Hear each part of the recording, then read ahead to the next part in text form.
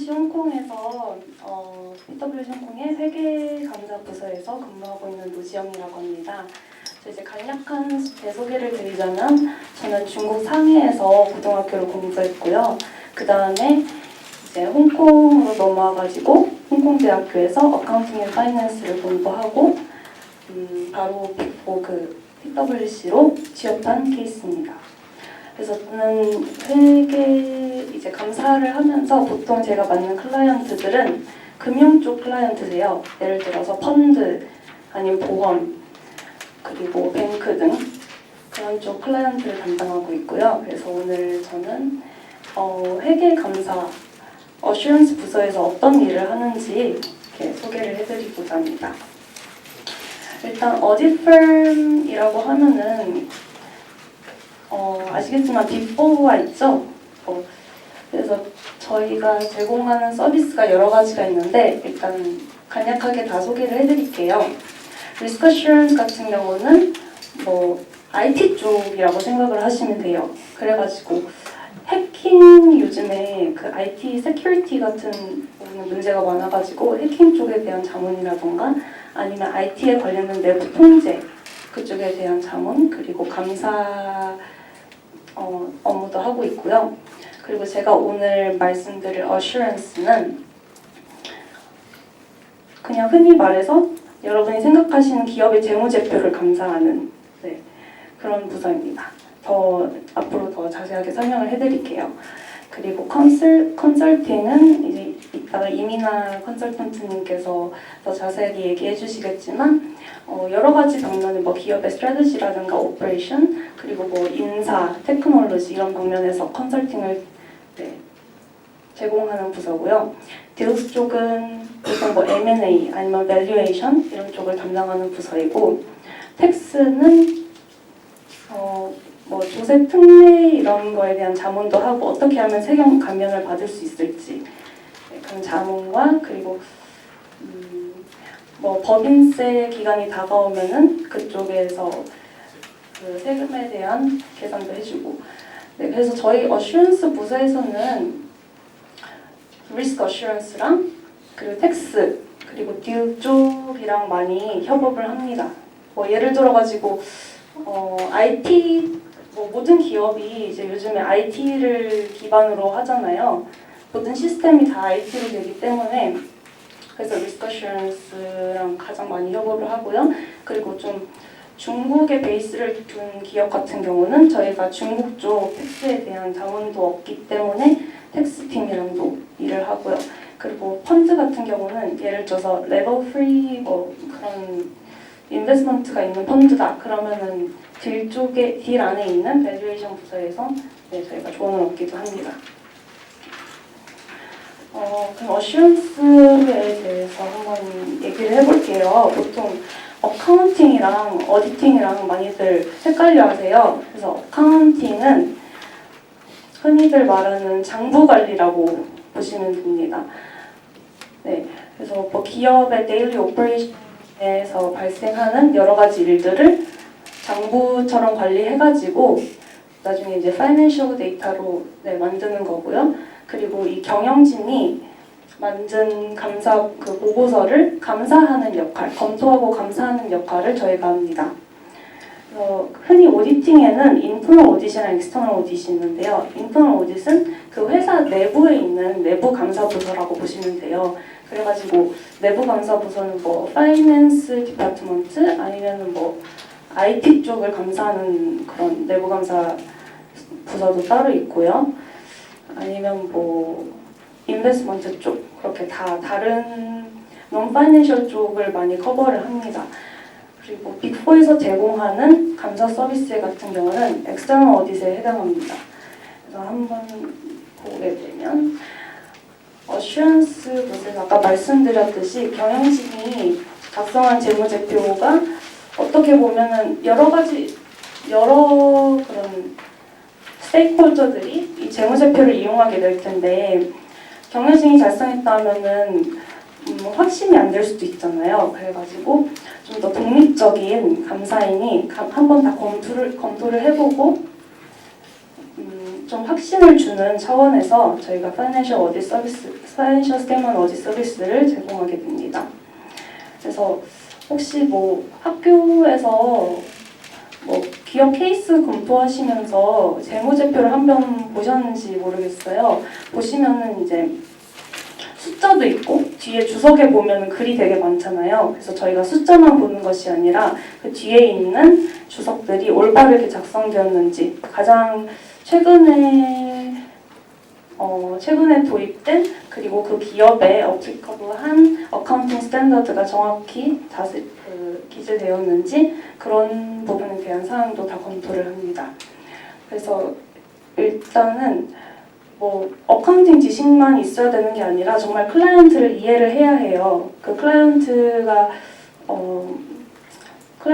있는 그 산업에 대해서도 이해를 해야 하고, 클라이언트가 어떤 프로덕트를 가지고 있는지도 잘 이해를 하고, 그 다음에 그 산업, 예를 들어서 뭐 금융 쪽 같은 경우는 되게 규제가 많아요. 그래가지고 규제가 어떤 규제가 있는지 레이티스트 업데이트에 대해서 항상 저희가 먼저 알고 있어야 하고요. 그래서 이쪽 서비스 같은 경우는 정말 실제 업무에 투입되면은 그 주니어 레벨부터 시니어 레벨별로 다 다른 업무를 하게 돼요. 다 역할을 맡아가지고 하게 되는데, 일단 주니어 레벨 같은 경우는 뭐 캐시라던가 익스펜스 이런 좀 기본적인 좀 더 쉽게 이해할 수 있는 항목들을, 계정 과목들을 보게 되고요. 그 다음에 조금 더 시니어 레벨 한 3, 4년차 되면은 텍스, 그리고 아까 말씀드렸던 어카운팅 스탠더드나 그리고 뭐 인베스트먼트라든지 그런 쪽을 보게 되고요. 그리고 저희가 파이낸셜 스테이트먼트 어딘만 하느냐 이게 아니고요. 어딧이 아닌 다른 어슈런스, 다른 확신을 주는 서비스도 제공을 합니다. 아까 말씀드렸듯이 그 규제가 많다고 했잖아요. 그래가지고 예를 들어서 MPFA나 HKMA, SFC 이런 데서 가끔씩 클라이언트 분들한테 너희 내부 통제에 대해서 보고서를 받아봐야겠다. 너희 내부 통제가 잘 돌아가는지 안 돌아가는지 알기 위해서. 그러면 이제 클라이언트는 저희한테 의뢰해가지고 저희가 그런 내부 통제에 대한 리뷰도 진행을 하게 되고요. 그리고 인더스트리 스페시픽 서비스도 비슷한 경우인데, 은행 같은 경우는 뱅킹 리턴이라고 이제 시기별로 뭐 리턴을 제출하는 게 있어요. 기업의 그 정보를 바탕으로. 그래서 그런 거에 대한 저희가 검토를 하고 의견을 제출하기도 합니다. Inter-office reporting to overseas offices. 이거는 뭐 저희가 PwC 오피스가 홍콩에만 있는 게 아니라 다른 나라에도 있어요.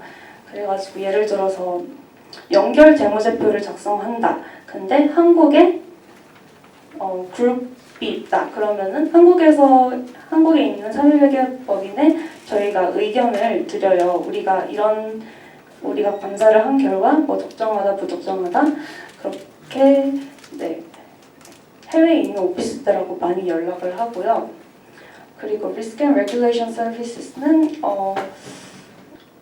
많이 이게 중점을 두는 부분이에요. 왜냐하면은 레귤레이션이 갈수록 강화되고 있거든요. 그냥 기본적으로 저희가 아까 이 재무제표 서비스뿐만 아니라 여러 가지 레귤레이션이 많아지고 있기 때문에 뭐 컬처라든가 정말 생각지도 못했던 그런 부분에 대한 자문 서비스도 제공을 합니다. 그러면 이제 리크루트먼트 프로세스에 대해서 말씀을 드릴게요.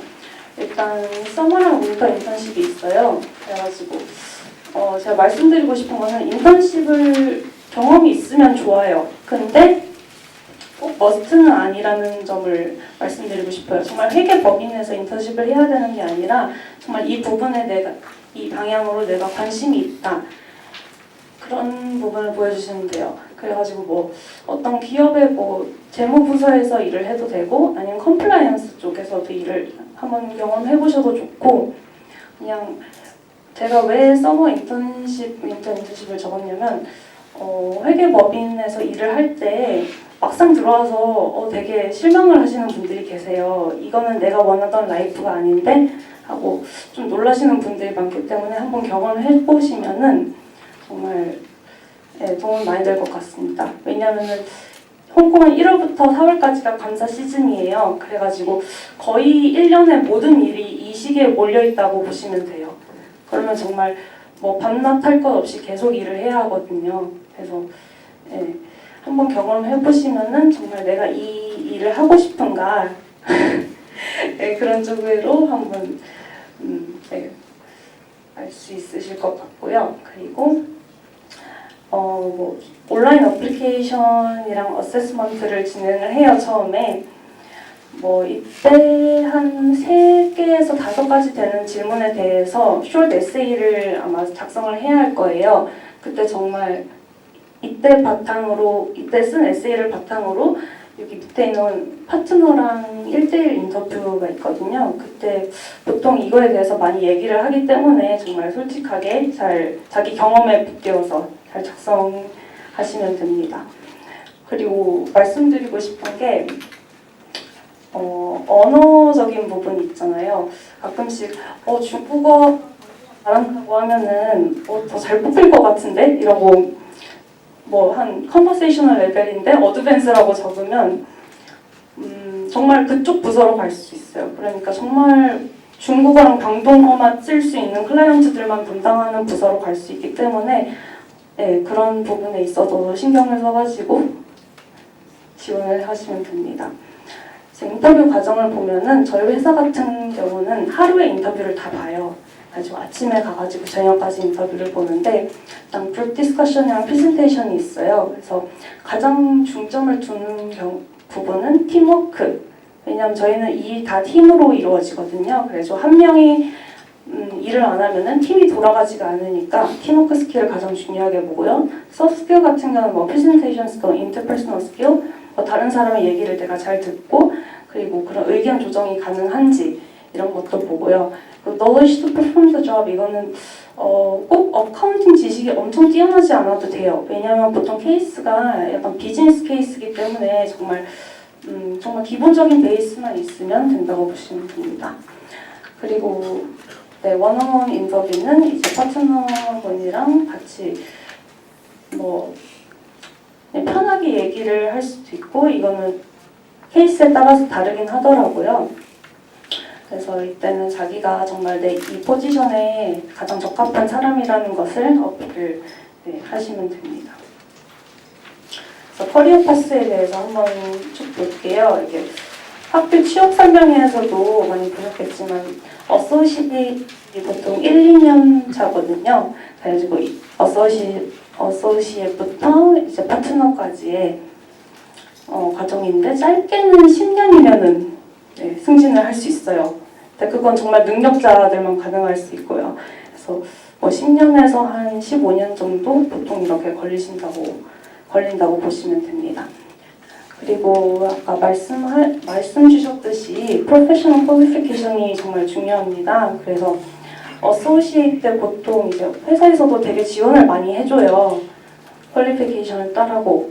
그래서 보통 한 80~90% 정도는 HKR CPA에 있는 퀄리피케이션 프로그램에 응시를 해가지고 CPA 자격증을 보게 됩니다. 그래서 홍콩에서 제가 알기로는 이제 어카운팅 디그리가 있으면은 마지막 학년 때 얼리버드라는 프로그램을 지원을 하실 수 있는 걸로 알고 있어요. 근데 자세한 거는 이제 HKR CPA 홈페이지 가시면은 기재가 되어 있고요. 그래서 이 얼리버드를 하면은 조금 더 다른 사람들보다 한 6개월 정도 더 빨리 시험을 경험할 수 있고 더 빨리 통과할 수 있게 됩니다. 그리고 그 외에도 ACCA 영국 자격증, USCPA, CPA 오스트레일리아 보통 이렇게 4가지를 많이 응시를 하거든요. 근데 홍콩에서 일할 건데 뭐 다른 3가지 자격증 가지고 있어도 문제가 되나요? 뭐 이런 질문들 많이 하시는데 문제가 되지 않습니다. 다만 HKR CPA가 있어야 하는 경우는 제가 뭐 홍콩에서 파트너까지 돼서 감사 보고서에 서명을 하고 싶다 이러면 이제 HKCPA 퀄리피케이션이 꼭 필요로 하고요. 그리고 만약에 다른 3가지 자격증을 가지고 있다 하시더라도 한두 개의 시험을 더 보시면은 이게 HKCPA로 전환이 가능해요. 그래가지고 그런 점 참고하셔가지고 자신에게 딱 맞는 퀄리피케이션을 주면 됩니다. 그래서 아까 말씀드렸듯이 가장 중요한 거는 팀워크이고요. 그리고 커뮤니케이션 스킬. 팀 안에서의 커뮤니케이션도 되게 중요해요. 만약에 왜냐면은 팀으로 움직이기 때문에 뭐 분위기가 안 좋다던가 그러면은 팀 전체 업무에 영향을 주겠죠. 그리고 저희는 보통 감사 시즌이 회사에 직접 나가가지고 감사를 해요. 그래서 클라이언트하고 1대1로 바로 얼굴을 마주보는 경우가 많기 때문에 클라이언트와 커뮤니케이션하는 스킬도 매우 중요하고요. 그리고 리더십은 일단 팀을 리드하는 스킬은 중요하죠. 그리고 lead yourself는 이제 회계 들어오시면은 뭐 여러 가지 아까도 말씀드렸듯이 여러 가지 서비스를 제공을 하는데 그 여러 가지 서비스 그리고 다른 클라이언트의 경험을 하면서 자기만의 전문성을 키워나가는 게 중요해요. 그래서 내가 그냥 감사 보고서만 보는 게 아니라 뱅킹 쪽에 관심이 있다. 그래서 이쪽 분야의 전문가가 되고 싶다. 이런 쪽으로 자신이 추구하는 방향을 찾아가는 것이 중요하고요. 그리고 해외에 있는 여러 사람들 이게 커뮤니케이션 하기 때문에 좀 더 오픈 마인디드. 여러분은 다 이제 해외에 나와 계시니까 다 글로벌 마인드는 가지고 계실 거라고 봅니다. 그리고 일단 저희가 하는 업무이다 보니까 항상 인퀴지티브한 마인드를 가지고 있어야 돼요. 이게 왜 이러냐, 왜 숫자가 이러냐. 그래서 되게 까다롭다고 느끼실 수도 있는데 일단 이런 생각을 가지는 게, 이런 마인드를 가지는 게 중요하고요. 애널리티컬 스킬은 보통 저희가 한 가지 숫자만 보는 게 아니라 이 전체 재무제표가 어떻게 돌아가는지도 봐요. 그래가지고 예를 들어서 레비뉴가 올라갔는데 리시버블은 왜 적냐, 뭐 이런 그런 것들에 대한 애널리티컬 스킬도 중요하고요. 그리고 프로젝트 매니지먼트가 저는 솔직히 말해서 가장 와닿는 건데 일단 본인이 되게 계획하는 걸 좋아해야 해요. 그래서 이때는 이걸 할 거고 어떻게 해서 이 시즌에는 어떤 업무를 하겠다고 오르가나이즈 해야 되는데 가끔씩 업무를 하다 보면은 애독한 상황이 많이 생겨요. 뭐 갑자기 업무가 미뤄져가지고 내가 1월에 계획했던 거를 2월에 해야 하는데 난 2월에 다른 일이 계획돼 있었는데 그러면은 2월에 이 2가지 일을 다 해야 하는 거예요. 그러면 데드라인이 둘 다 2월에 있으면은 정말 바쁘게 그때 일을 해야겠죠. 그래서 그런 되게 빠른 데드라인에 대한 프레셔도 자기가 핸들할 수 있는 역량이 중요합니다. 네, 감사합니다.